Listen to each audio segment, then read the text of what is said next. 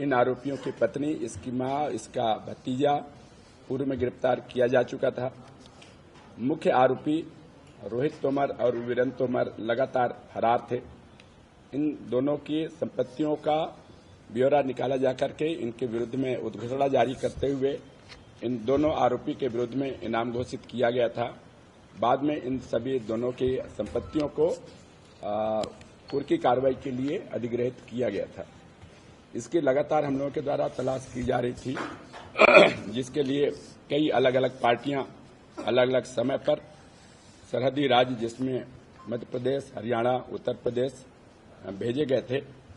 कई बार पार्टियां भेजी जा चुकी थी। चूंकि इनके द्वारा बहुत ज्यादा सतर्क रह करके अपना निवास लगातार बदल रहे थे, इस कारण से पुलिस के पास में महत्वपूर्ण सूचना प्राप्त होने के बाद में भी गिरफ्तारी संभव नहीं हो पाया था। अभी पुनः एक महत्वपूर्ण सूचना के आधार पर एक पार्टी दिल्ली के लिए और एक पार्टी मध्य प्रदेश ग्वालियर के लिए भेजा गया था और सूचना के लगातार तस्दीकी किए जाने के बाद में, सप्ताह भर कैंप किए जाने के बाद में ग्वालियर में सिरोल के एक कॉलोनी के अंदर किराए के मकान में निवास करते हुए वीरेंद्र तोमर को गिरफ्तार किया गया है। इसको गिरफ्तार किए जाने के बाद में आज इसको न्यायालय में पेश किया जाकर के पुलिस रिमांड लिया जाएगा। इसके विरुद्ध में पूर्व में जो अपराध पंजीबद्ध हुए हैं उन सभी प्रकरणों के संबंध में घटना स्थल निरीक्षण और बारीकी से पूछताछ किया जाकर के साक्ष्य संकलन किया जा रहा है। इससे इसके भाई रोहित तोमर के रुकने के संभावित ठिकाने के बारे में जानकारी लिया जाकर के शीघ्र रोहित तोमर की भी गिरफ्तारी की जाएगी। इस पूरे समय में 6 महीने के अंतर्गत कहां कहां रहा है, किन किन ठिकानों में इनके द्वारा किसका सहयोग प्राप्त हुआ है और कहां लुक छिप करके रह रहा था, इन सभी के बारे में पूछताछ किया जाना है, जिसके लिए पुलिस के द्वारा 1 सप्ताह का पुलिस रिमांड लिया जा रहा है और उसके पूछताछ करके आगे की कार्रवाई की जाएगी।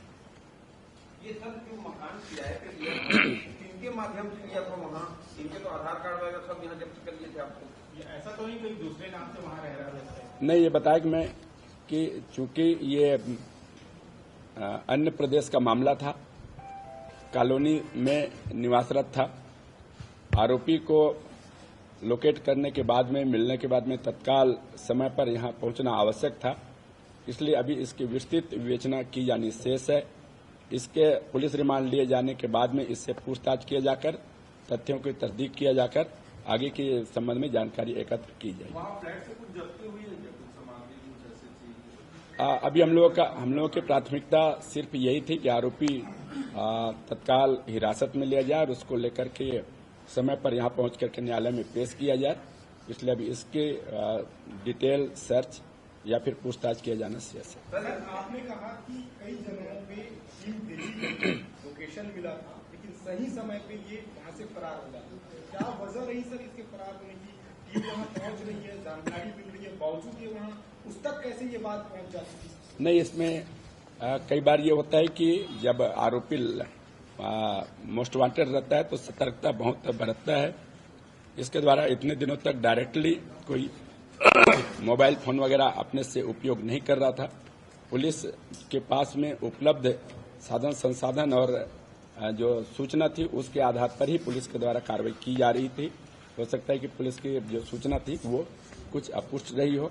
इस बार की सूचना पुख्ता पाए जाने पर लगातार 8 दिन की कार्रवाई पर होमवर्क किए जाने के बाद में गिरफ्तारी संभव हो पाया। फरारी के दौरान कितने ठिकाने बदले हैं सर? इसमें कितने राज्य या शहर?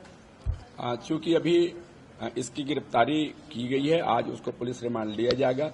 विस्तृत पूछताछ किया जाना शेष है। कुछ देर पूर्व ही पुलिस लेकर के यहाँ पहुंची है, तो अभी पुलिस रिमांड के बाद में पूछताछ करने के बाद में फिर से आपको विस्तृत जानकारी उपलब्ध कराई। सर, इनका बैंक अकाउंट पूरा फ्रीज कर दिए, इनके पैसे जो आने की व्यवस्था थी पूरे रोक लगा दिए थे। उसके बाद ये अपने खर्च वहन करने के लिए कहाँ से पैसे के मैनेजमेंट कैसे करता था सर? बताए ना, अभी हम लोग सिर्फ उसको प्रारंभिक स्तर पर ही पूछताछ कर पाए हैं। अभी उसकी पुलिस रिमांड के बाद में बहुत कुछ पूछताछ किए जाना शेष है। अभी इस संबंध में पूछताछ किया जाएगा किसी के द्वारा कोई, चूंकि इस पर फरार आरोपी, घोषित आरोपी विभिन्न सोशल मीडिया और फिर आप लोगों के माध्यम से इसको फरारी घोषित किए जाने के संबंध में जानकारी लगातार दी जाती रही है, तो अगर किसी के द्वारा कोई सहयोग प्रदान किया गया होगा तो उसके विरुद्ध में भी कार्रवाई की जाएगी। इस पूरे प्रकरण में चूंकि पुलिस के द्वारा गिरफ्तारी की गई है, तो इसके ऊपर घोषित इनाम और उसके अतिरिक्त भी नगद इनाम पुलिस अधिकारी कर्मचारी जिनके द्वारा लगातार मेहनत किया गया उनको प्रदान किया जा रहा है। सर, ये रोहित तोमर का क्या है? क्या रोहित तोमर भी आसपास पहले साथ प्रारंभिक में तो ये जानकारी आ गई होगी। रोहित अभी वर्तमान में जिस जगह पर जो सूचना प्राप्त हुई थी उस पर वीरेंद्र तोमर के ही रुकने की सूचना प्राप्त हुई थी और इसी आधार पर दबिश दी गई थी। रोहित तोमर के बारे में शीघ्र ही हम लोगों को लगता है कि अन्य सूचना प्राप्त होकर की गिरफ्तारी कार्रवाई की जाएगी। सर, शुरू में ये अकेला शुरू में ये बताया गया था कि वहाँ से गायब हो, तो ससुराल पक्ष वाले भी उसकी कोई मतलब सहायता कर रहे थे, तो कोई लिंक मिला है ससुराल पक्ष से? अभी पूछताछ किया जाना शेष है। आज ही उसको लेकर के आए हुए हैं, अभी रिमांड में लेकर के पूछताछ करेंगे। ठीक।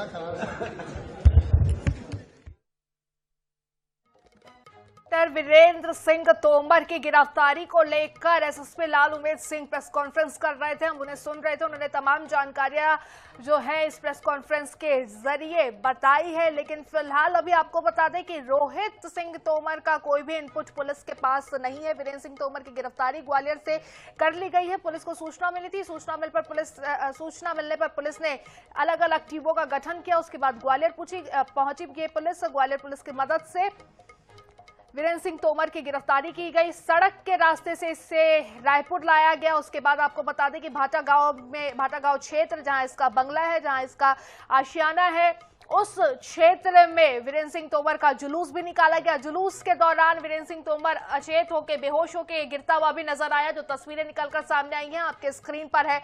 और रोहित तोमर आपको बता दें कि अब भी गिरफ्त से बाहर बताया जा रहा है।